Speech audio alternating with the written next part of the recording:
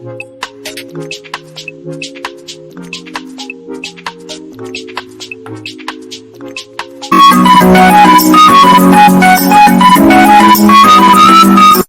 Friends, welcome back to my channel. ఈరోజు video వచ్చేసి sponge cake కోసం మనం ఇలాగా బౌల్ అయితే తీసుకొని పౌడర్ షుగర్ అయితే తీసుకోవాలి. ఈ పౌడర్ షుగర్లోనే నేను ఇలాచీ వేసి గ్రైండ్ చేసుకున్నాను అనమాట. సో అందుకని చెప్పి ఆ ఇలాచీ గ్రాన్యూల్స్ ఉంటాయి కదా, సో అది నేను ఇలా జల్లించుకుంటున్నాను. ఇలా జల్లించుకున్న తర్వాత మనం ఎప్పుడు యూస్ చేస్తాం కదా వెజిటేబుల్ ఆయిల్ కుకింగ్కి, సో ఆ కుకింగ్ ఆయిల్ 1/4 కప్ అయితే తీసుకోవాలి.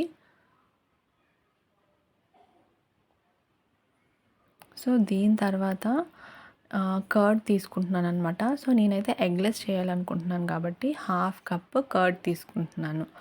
లేదంటే మీరు ఎగ్లెస్ కాకుండా నార్మల్ ఎగ్ కేక్ చేయాలనుకుంటే మీరు కర్డ్ బదులు 2 ఎగ్స్ తీసుకొని ఇలా బాగా ఫోమ్ వచ్చేలాగా బీట్ చేసుకోవాలన్నమాట.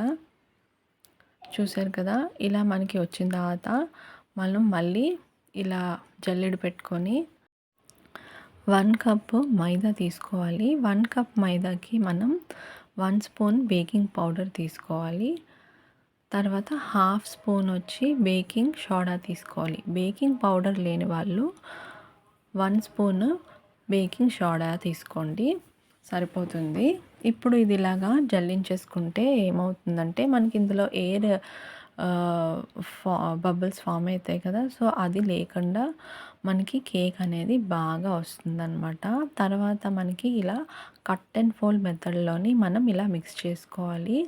మనం 2 టేబుల్ స్పూన్స్ మిల్క్ అయితే తీసుకొని వేసుకోవాలన్నమాట. ఒక 1/2 కప్ మిల్క్ తీసుకొని మనం 2 టేబుల్ స్పూన్ యాడ్ చేస్తూ మనం ఈ కట్ అండ్ ఫోల్డ్ మెథడ్లోని మనం మిక్స్ చేసుకోవాలన్నమాట. సో బ్యాటర్ అనేది బాగా మిక్స్ చేసుకుంటేనే మనకి కేక్ అనేది బాగా వస్తుందన్నమాట.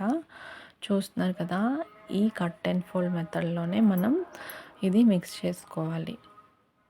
లేదంటే కేక్ అనేది గట్టిగా రావడం కానీ ఇలా ఉంటుంది. సో ఇలా మనం మిక్స్ చేసుకున్న తర్వాత బ్యాటర్ అయితే ఇలా ఉండాలన్నమాట.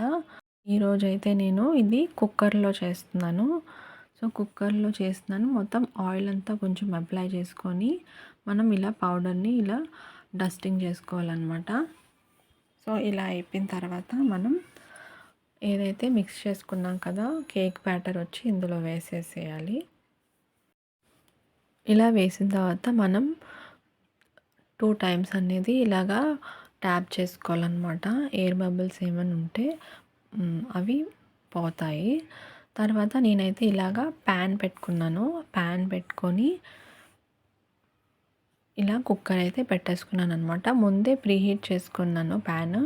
దాని మీద లో ఫ్లేమ్లోని పెట్టుకొని కుక్కర్ని అయితే ఇలా పెట్టుకొని మనం విజిల్ కూడా పెట్టుకోవాలి. బట్ లిడ్ మాత్రం క్లోజ్ చేయకూడదు. మొత్తం ఎక్కడ ఎయిర్ పోకుండా మనం ఇది కవర్ చేసుకోవాలి కేక్ని. ఇది మాత్రం మనం క్లోజ్ చేయకూడదు. సో దీని తర్వాత మనం ఒక 30 to 40 మినిట్స్ మనం లో ఫ్లేమ్లో పెట్టుకొని బేక్ చేసుకోవాలి. నేనైతే ఇది ఒక లో ఫ్లేమ్లో పెట్టుకున్నాను కాబట్టి నేను ఒక 50 మినిట్స్ అయితే బేక్ చేసుకున్నాను అనమాట. సో ఇలా బేక్ చేసుకున్న తర్వాత నాకైతే ఇది బాగా కుక్ అయిపోయింది. చూసారా, మొత్తం బాగా మనకి ఫ్లఫీగా కనిపిస్తుంది కదా. సో అప్పుడు మనం ఏంటంటే చాక్ తీసుకొని ఇలా మధ్యలో చేయాలన్నమాట. చేస్తే మనకి ఇలా మొత్తం కేక్ అనేది బేక్ అయిపోతుంది. సో చూసారు కదా, సో కేక్ అనేది రెడీ అయిపోయింది.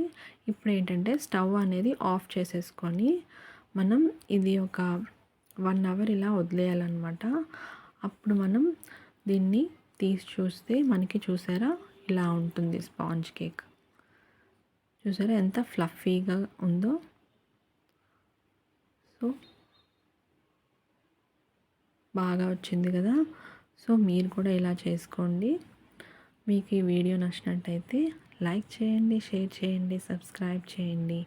మళ్ళీ నెక్స్ట్ వీడియోలో కలుద్దాం. అంతవరకు బాయ్.